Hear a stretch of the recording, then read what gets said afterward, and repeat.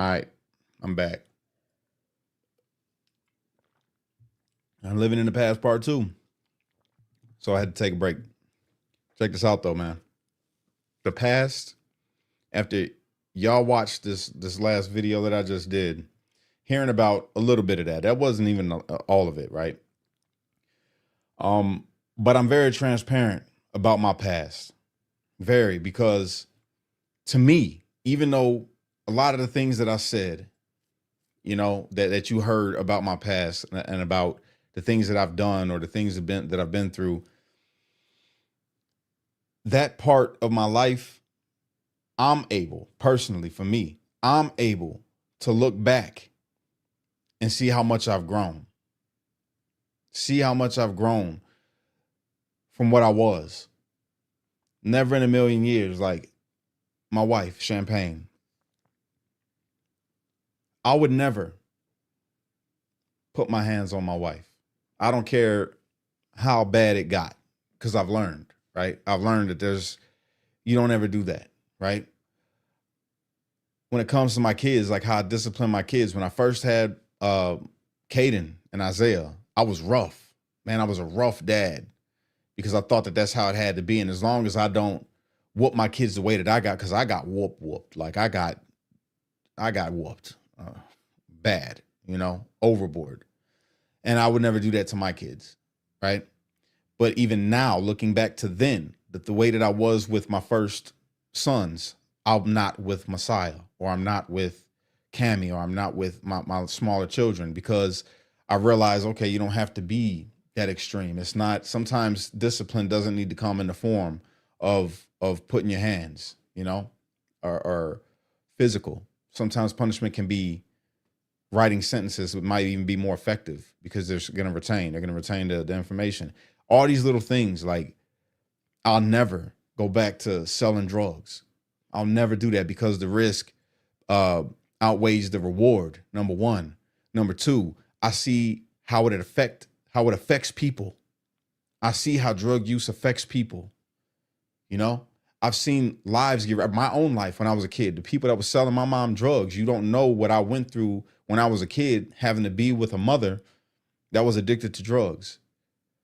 You don't know how it felt being a kid, getting pushed down away from the door when you're begging for your mother to just stay home. Don't leave. Please don't go. And then not see her for weeks at a time. You don't know the situations that get caused because you're selling drugs. I would never sell drugs again. I don't care what it is. I would never sell drugs again. The way that I speak to my wife, I won't call my wife out of her name.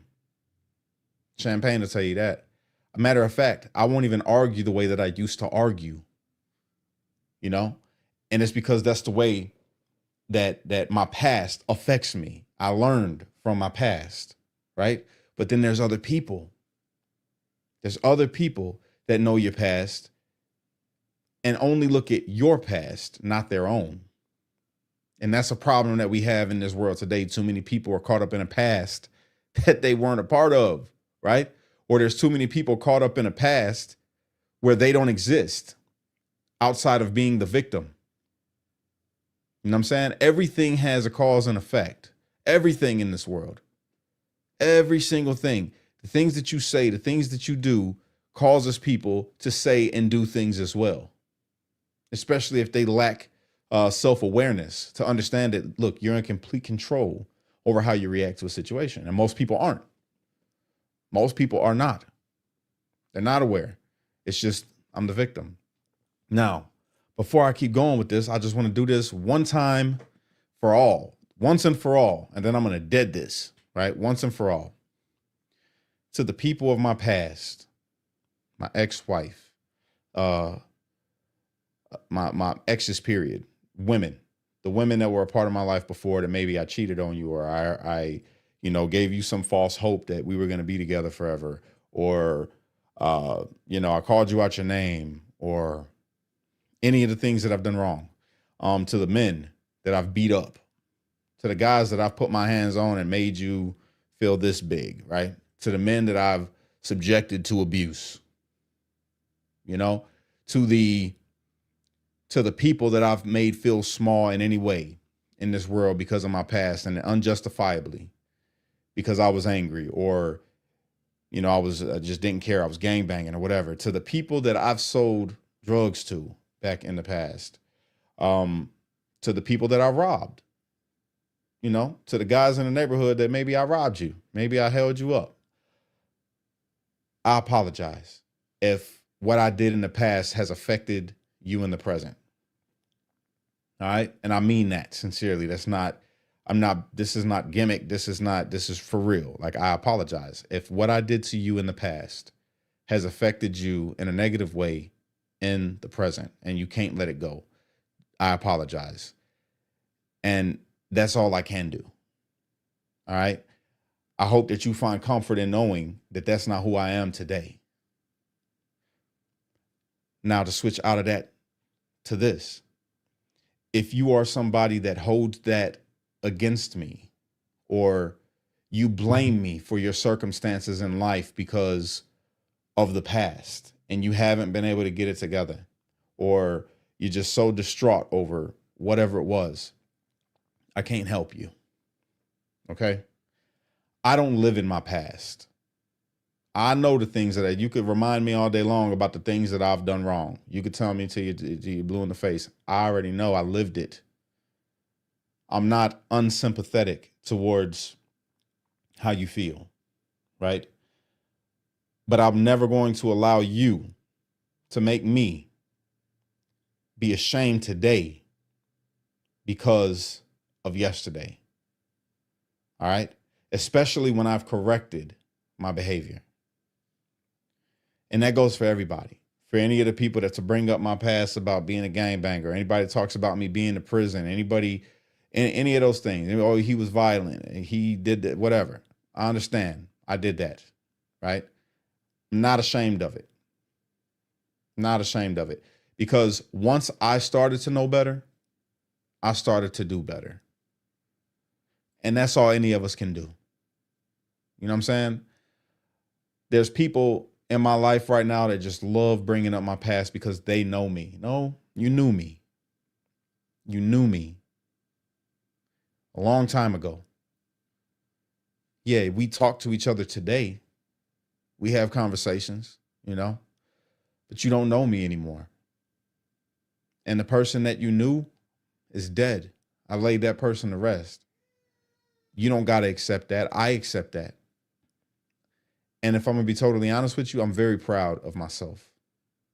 I am very proud of myself for who I am today, because if I was who I was yesterday, then the people that have something to say about me in today's society, you wouldn't be able to say those things about me without me knocking some of your teeth out. And that's just the truth. Anybody who knows me will tell you that. If I was who I used to be, you'd be scared to talk about me. Just how people were scared to talk about me before. But now you're safe talking about me because I've changed. And I know that what you say has no weight in my life, because God's still working on me. God ain't gave up on me. No matter if you gave up on me or you look at me and see the devil, hey, I hope that God works on you in that maybe you could see me the way that he sees me. You know what I'm saying? Maybe you could see me the way that I see me. By no means am I saying that I'm perfect. I'm not. I'm not perfect. And I got a lot to answer for when I stand before God. But I don't got to stand before anybody in this world today and accept the judgments that they put on me, unless it's an actual judge that's going to put me in prison. That's it. Other than that, have your opinions, but just know that it's eating you up. It's not eating me up. The negativity that you're feeling about me or about my past and the things that you have to say about me because of my past, you're living in that. You're stuck in that. I'm over here living my best life. Even in my struggles, I have a appreciation towards life. I'm loving being alive because I have my freedom. I have my babies. You know what I'm saying? I got my kids, and I'm able to be transparent with my kids. I talk to my older sons and my older daughters, and I tell them, I wasn't always, and they know, I wasn't always who I am today. And they get shocked sometimes. Like I was talking to my older son, Caden, today. He goes, man, He's close with his teacher, one of his teachers, and he talks to his teacher. He says, man, the way that my siblings are brought up is different than the way that I was brought up. My dad has calmed down a lot because I was like a freaking army general when it came to him. Like that little dude was militant. Caden walked a line. I think I had to whoop his butt maybe once or twice in his whole life. Zay Zay caught a lot of butt whoopings in his life because Zaya has my anger. He's got, which he's way far more better than I ever was at his age. I'm proud of my sons. My oldest son, Cash, far better man than I was at his age. He's 18 years old and trying to go to the freaking army, dude. The army. You know what I'm saying? Like Caden, he's got a work ethic that is out of this world, gets great grades, and is focused on his future. He doesn't want to have any children until he's older. And Zay Zay, the same thing, Zay's a little, he got his little girlfriend. He's all in love and all of that right now. And that's all good and well. But I told him the same. Don't have no babies right now, man. No, you make sure that woman is going to be the person that you want to spend the rest of your life with. My son is thinking about getting married and stuff. And he's, 17? 17 years old. Yeah, 17.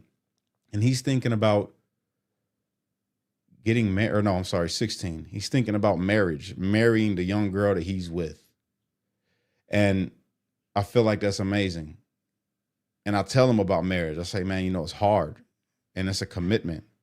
And you be with the person that you want to be with for the rest of your life, bro. You don't lay down with nobody. I tell him not to be sleeping around, even if he's with this girl, just to wait until marriage. But I don't know. He don't tell me, but I got my assumptions that my son is, he's doing what he does, what young guys do.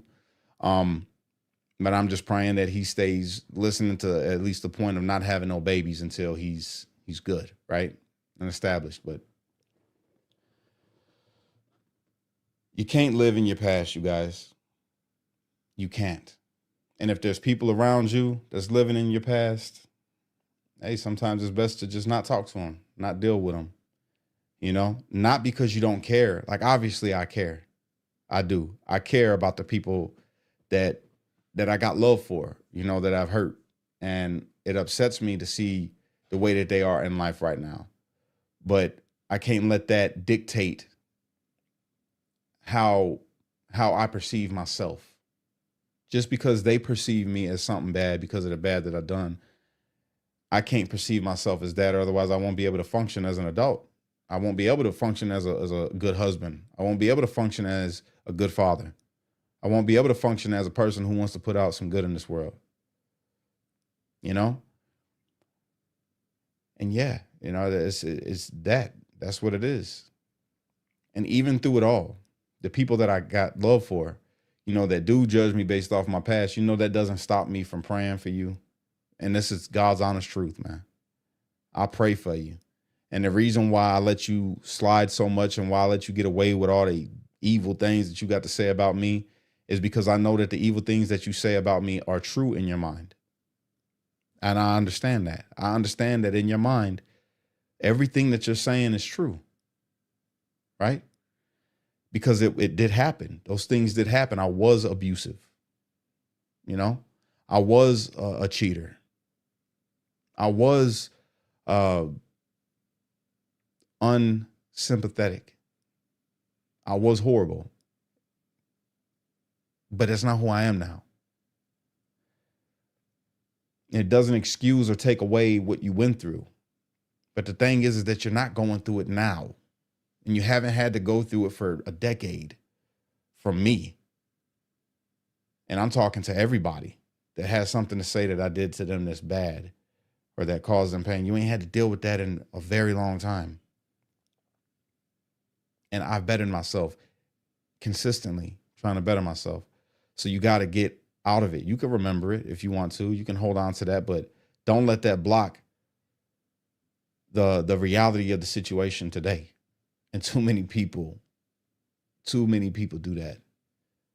And a lot of people, and let me say this to all you guys that try to hide your past, right? Or you're ashamed of your past, or you don't want nobody to find out.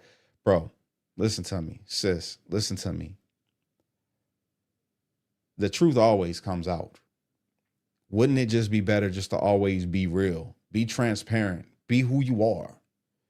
Be who you are. Your past, look, your past is your past. Your past is your past. I'm sure Moses probably felt uncomfortable when people called him a murderer. You know what I'm saying? Goes there and he's trying to help people, and there's all they could think about was 40 years ago, bro, you murdered somebody. I'm sure Paul probably got some side-eyed views when people seen, bro, you used to persecute us, and now you want to help us? Yeah. People change. People change. And just because, and here's where it gets rough, right? Just because you know some things about me from my past and you think that I don't have a right to tell you when you're wrong or when you're out of line, if you're a part of my life, now this is the people that are a part of my life, well, then you're mistaken, because I'm always going to tell you when you're stepping out of line, when you're being foul, when you're messed up. Too many people be like, well, I don't have a right to tell them anything because of what I did back in the... No, listen to me. It's a reason why I say in the word, man, how dare you try to pull the plank out your, or knock the sawdust out your brother's eye when you got a plank in yours. First, remove the plank out your own eye, and then you'll see clearly to be able to move the dust out of your brother's eye. He ain't saying not to judge. He's not saying not to tell somebody about themselves. He's saying make sure that you're in step, walking right before you try to tell somebody about themselves. I can acknowledge my wrongs all day, and you'll never get me to feel ashamed. You just won't. I'll acknowledge when I mess up. I'll acknowledge when I'm wrong. I'll acknowledge if I did something foul, right? And it's just always been me. I don't try to hide nothing about me. I never have. When I went and spoke at that rally, what's up, Shelly? When I went and spoke at that rally down in Valparaiso, Indiana, then people knew everything about my past. I told them, I got an indictment that I'm fighting right now. I used to be a Latin king. Yeah, I was violent. Yeah, I was all these things. And does that matter? No, sir. We just want you to come and speak. All because I was hot stuff. I had this huge platform. Everybody knows my name. So no, we want you to come and speak. But as soon as the hammer came down and January 6th happened, these people acted like they didn't know. They wrote a whole article, made a whole statement. Oh, we had no idea that we were dealing with somebody who was a part of a gang. We would have never even had him on the stage. You're a liar. You're a liar. Don't be a liar. Because one thing everybody will always be able to tell you that follows me, that's been watching me for however long they watch me, bro. Look, I don't hide nothing about anything about me. Nothing. When I first came home and everything fell apart, you know, with between Erica and myself, and we weren't together. When I first came home from prison, we just, you know, it just didn't work, right? And all these people that were, I guess, called themselves being a part of my life, that was, they tried to make this little fraction of, oh, I'm Team Erica or I'm Team Cash. And everybody had an opinion, not understanding. She and I are grown adults and made a mutual decision, but they wanted to run and make it this big old thing. I can't believe you did this person this way. I can't believe that you did it. Listen, that's my business. And I got my reasons the same way she got her reasons, and that's her business. But because y'all are stuck in a past where you've seen me and this person together, you're stuck in the past. You can't see what's going on in the present because we ain't putting, you know, nobody put it out there. And then people are always, the many people that weren't here from the beginning, that said, when I got back with Champagne, oh, look, he just went and got him another girl and he's got another baby on the way, not knowing that Champagne and I have been together since 2017.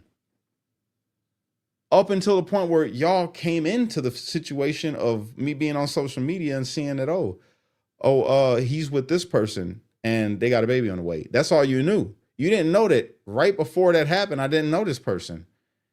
You know, you didn't know that this person was the love of my life.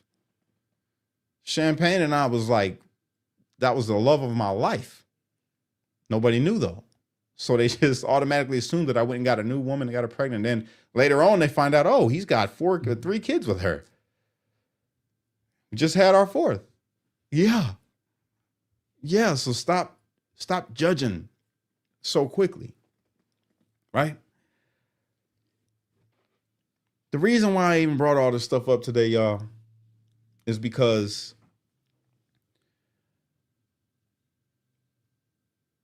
I got people, one in particular, that just loves to bring up my wrong because they've known me for so long, right? And they say that they got the bad version of me, while this person that I'm with now got the good version of me. And they made a claim and they said that because when I got with Champagne, Champagne was 20 and I was 28. They said that I molded Champagne and that I created Champagne to be this wife and mother that she is, which is not true. So let me set the record straight.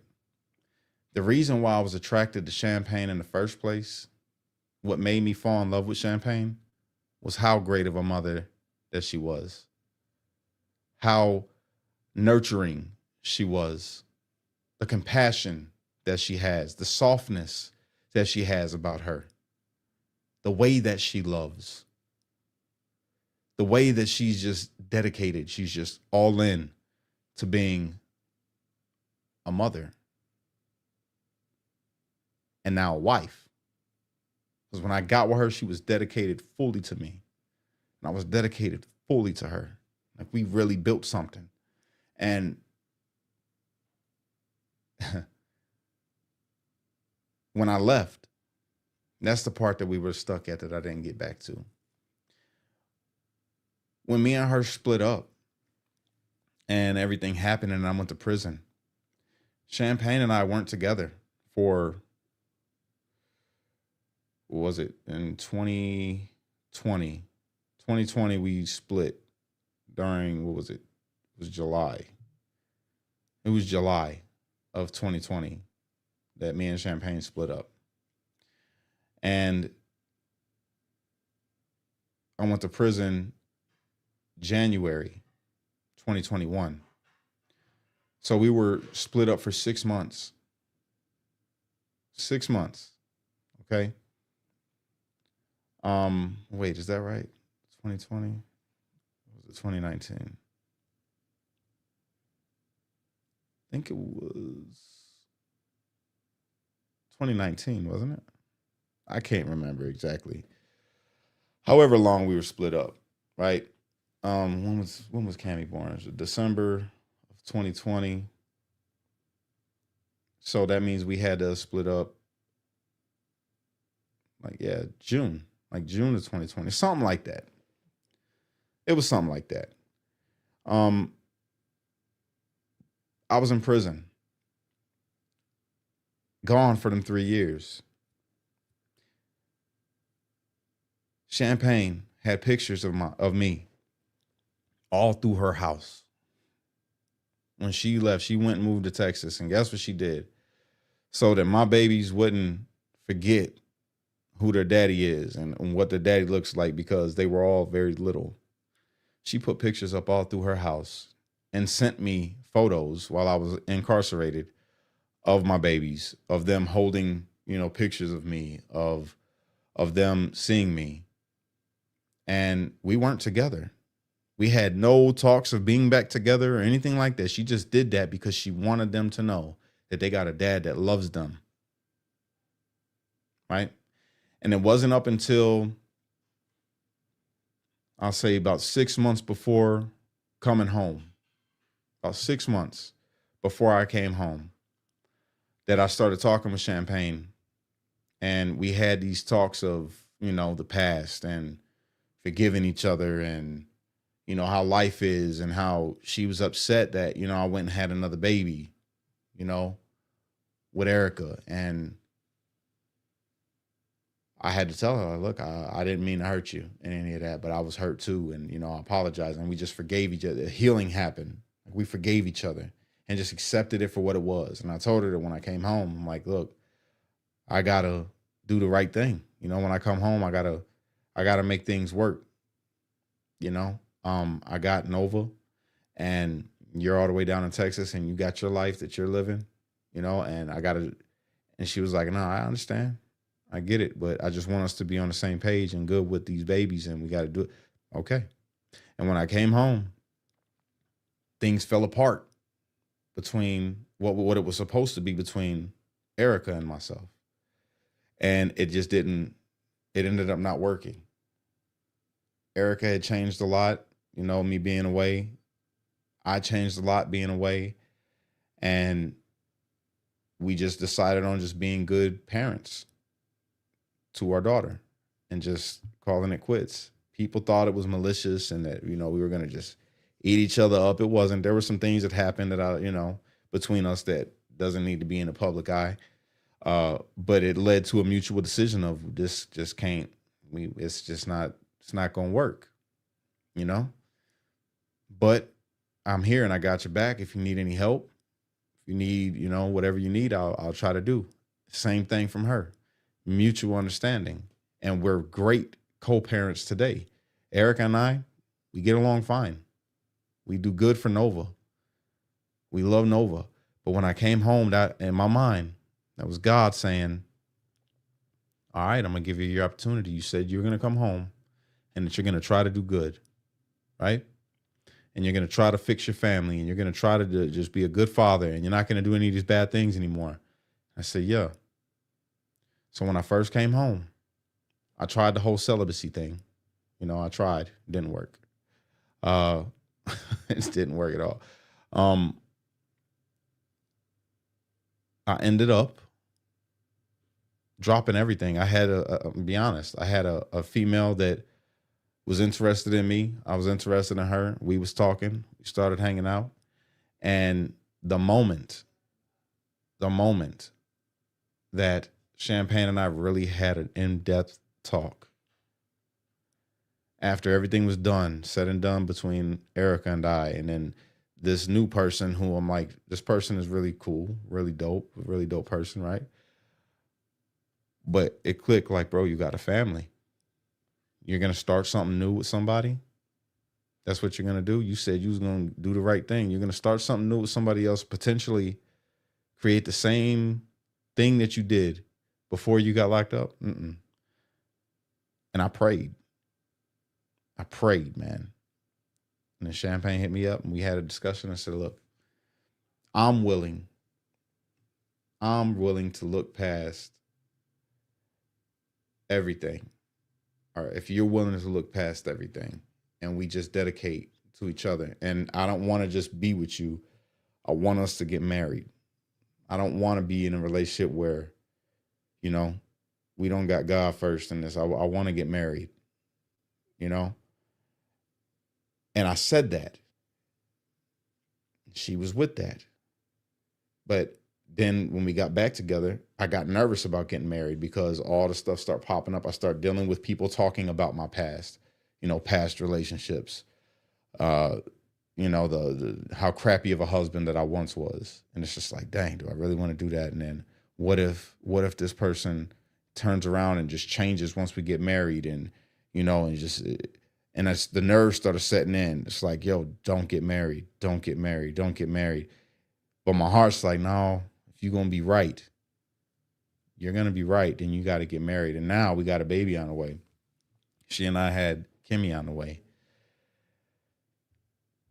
And after careful consideration and prayer, I said, let's go get married. And we went and got married. And let me tell you guys something. It's been the best decision that I've made since I've come home. Because the moment that we got married and we started dedicating ourselves to God, right?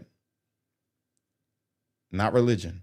We started dedicating ourselves to God. Both of us spend time in prayer. Both of us spend time in on our Bibles, on our own or together sometimes. And we got these principles that we live by. I'm not above my wife.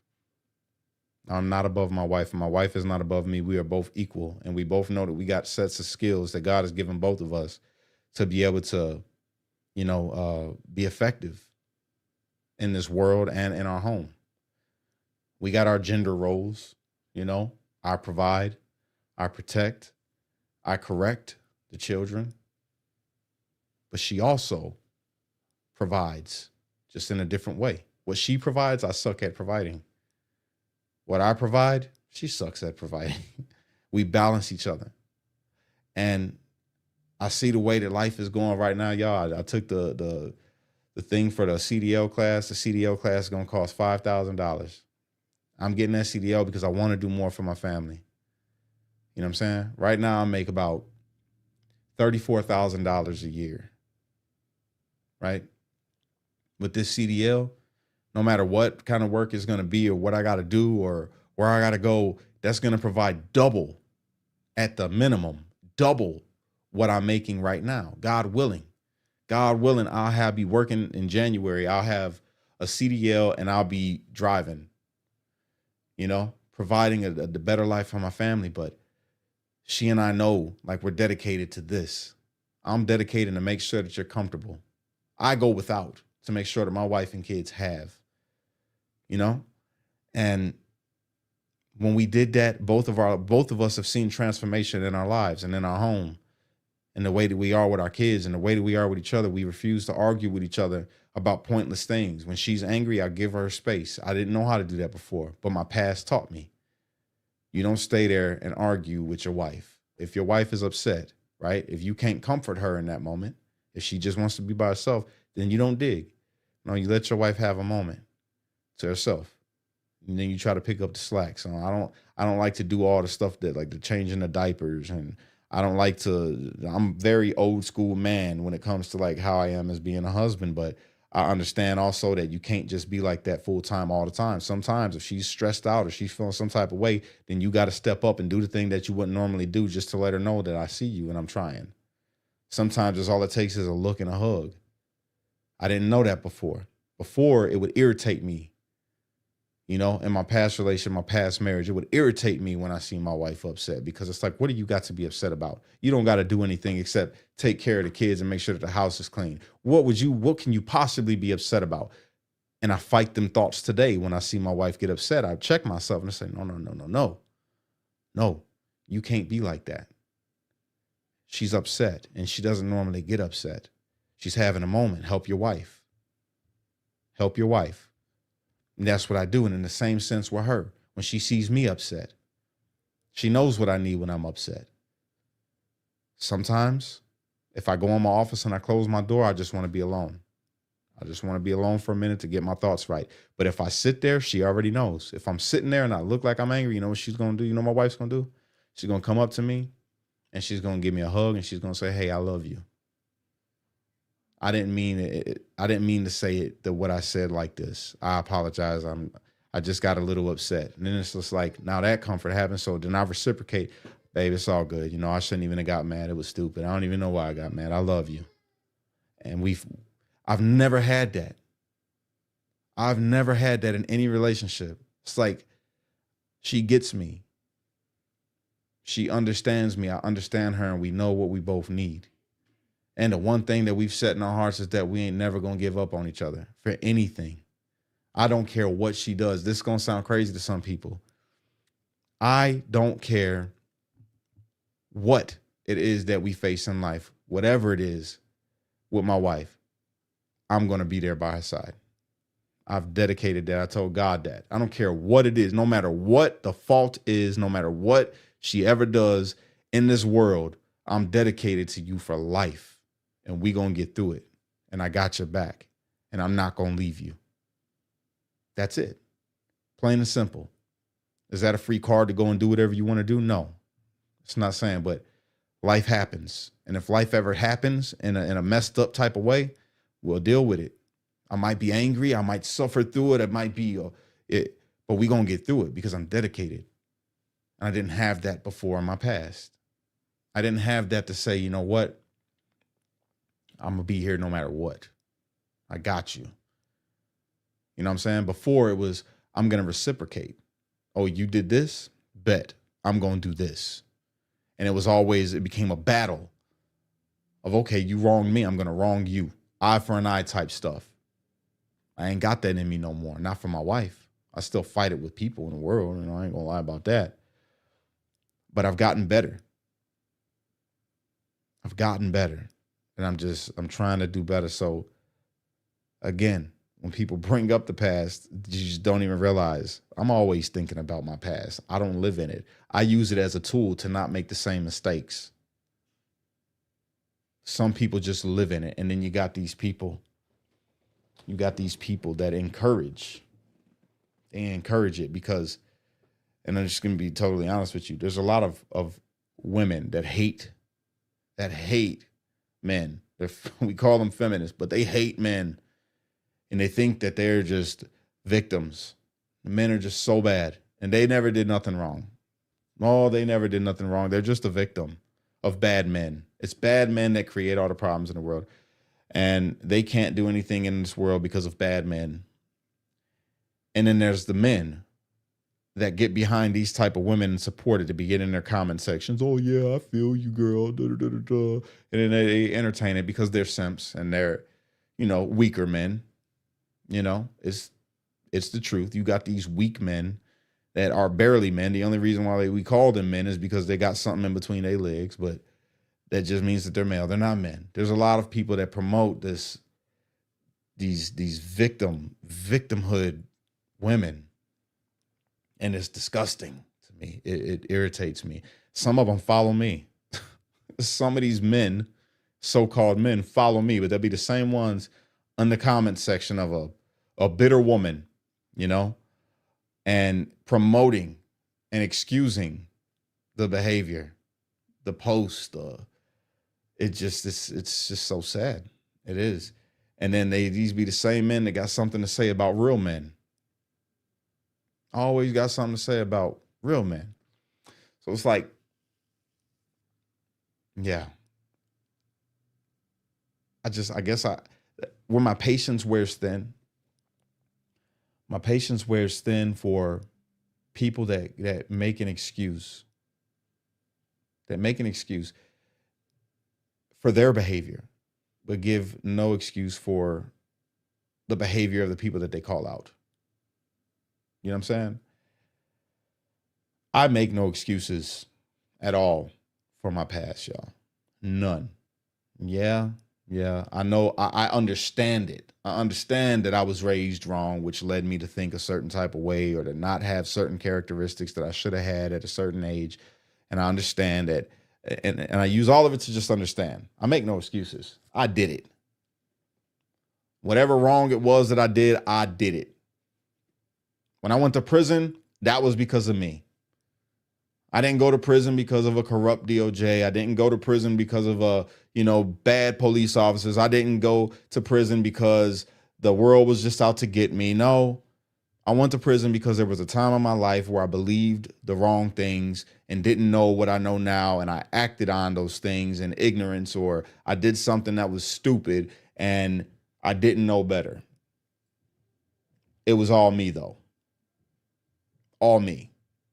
I was a crappy husband at one point in time because I was a crappy husband, because I chose to be a crappy husband. I didn't know how to be a good husband. I thought that I was being a good husband. But when you're open to understanding that sometimes you just don't know as much as you think you know. A lot of you in this world right now don't know what it means to be a good man. Don't know what it means to be a good woman.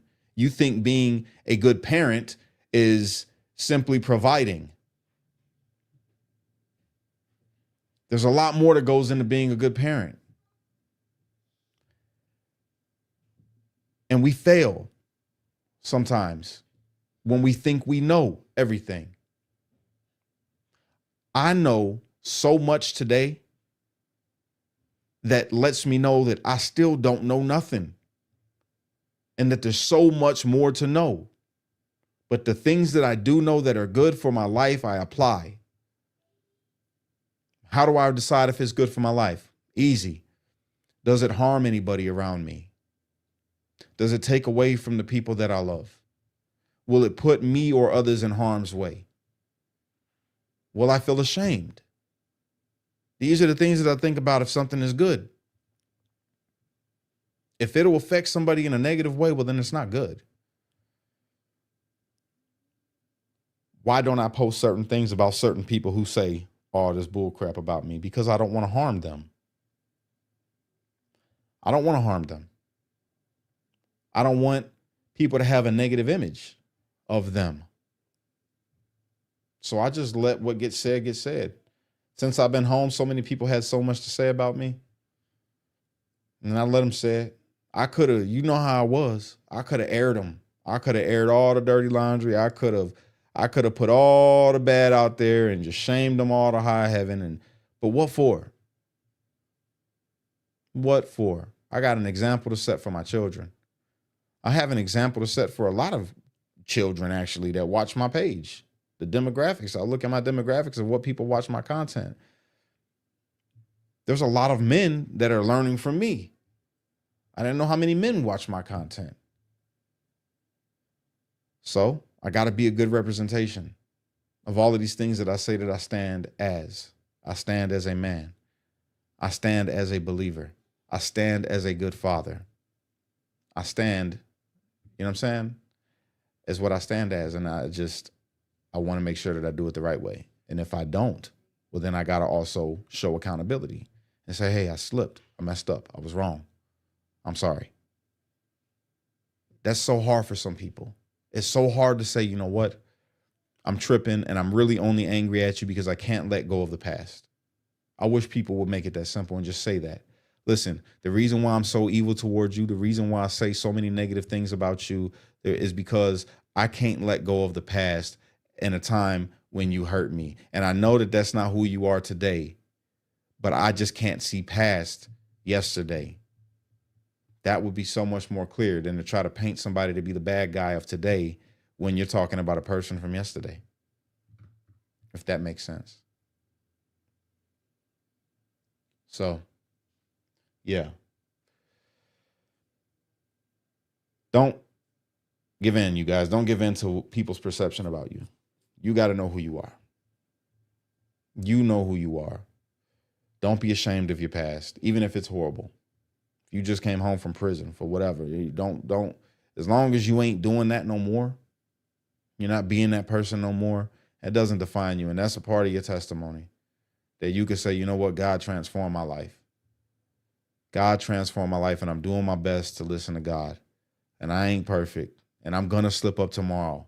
You know, I might slip up later on today, but now I'm aware. Now I'm aware. I understand. So I'm actively trying my best not to be what I was yesterday. That's all. All right. I love you guys. I just did the CDL thing. That was awesome. So yeah, it's $5,000. I'm gonna get that CDL. Hopefully, be driving by the new year, and change my life even more for the better for my family. You know what I'm saying? That's what it's about for me. And I forgive you guys, man. To the people that's watching this, that's you know what you do, you know what you say. I forgive you. I'm not even angry at you. You know what I'm saying? I just hope that you can get better. See me today as who I am and not what I was. And yeah, let that be that. Because I'm living and I'm loving living. I love my family. I love my wife. I love my kids.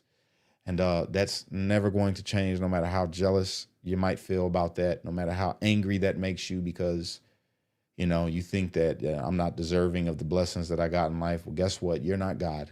God is God. And God says that I am worthy of everything that I have. And if God says it, then it's good enough for me. If it's not good enough for you, you talk to the man upstairs. Don't talk to me about it. You know, let that envy that you have for me go. Why does Cash still have, how is Cash's following coming back after he stormed the Capitol? How is Cash's following coming back after he, had a kid with somebody and then they're not together anymore? How does Cash still have a following when Cash was a monster gangbanger back in the day? Cash sold drugs. How is Cash? Because God said that I'm forgiven. That's why. Because God said, everything that I have given you, Cash, you deserve. Just be a good steward of it. Be good. Just do the right thing as best as you can. And when you slip up, acknowledge it and just keep on going. You know? So you're not going. There's so many people out here. I had a conversation earlier today saying that you still sin. You still sin, Cash. You're still sinning. And listen, I'm always going to sin. Always. That's why Christ came. Because he knew I'm flawed. When he had Cash in mind, he knew Cash, Christ, you're going to go down there and you're going to die for everybody. And this guy in particular right here, this guy Cash, yeah, he's a major screw up.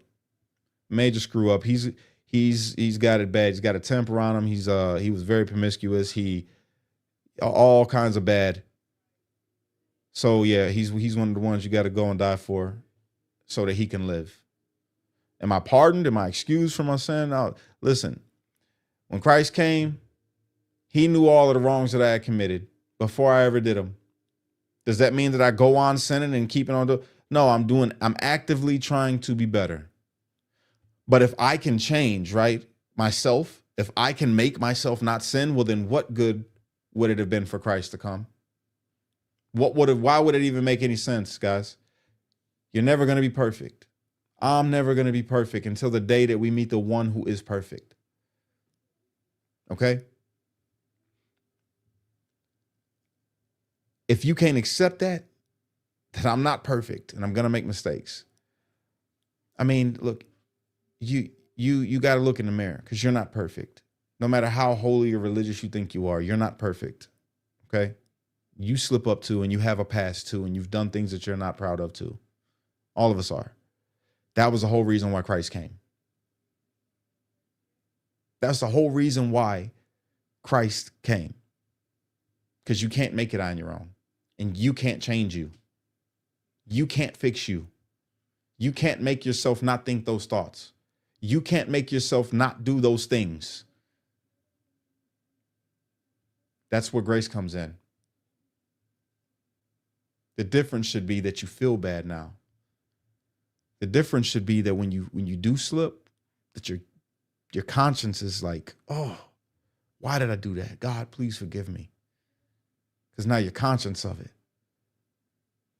That's the difference. That's the difference maker. Are you convicted? If you are, well, then guess what? You still have Christ. Christ is in your heart. He's right there. The Holy Spirit is still working on you, because if you didn't feel bad for the crap that you do, well, I mean, it's basically like you're all right with it. You don't care. I care. That's why I wanted to apologize, because I do care that you've been hurt, that you've been affected. I apologize. But that's not who I am. I'm a new creation. I'm a new creation. I'm not perfect. Not yet. I will be one day, God willing. I get that glorified body. You know what I'm saying? But until then, I'm just trying. And that's all anybody can ask. So that being said, I love you guys. I'm going to get off here. I got to go pick up my babies. Y'all have a good day. Peace.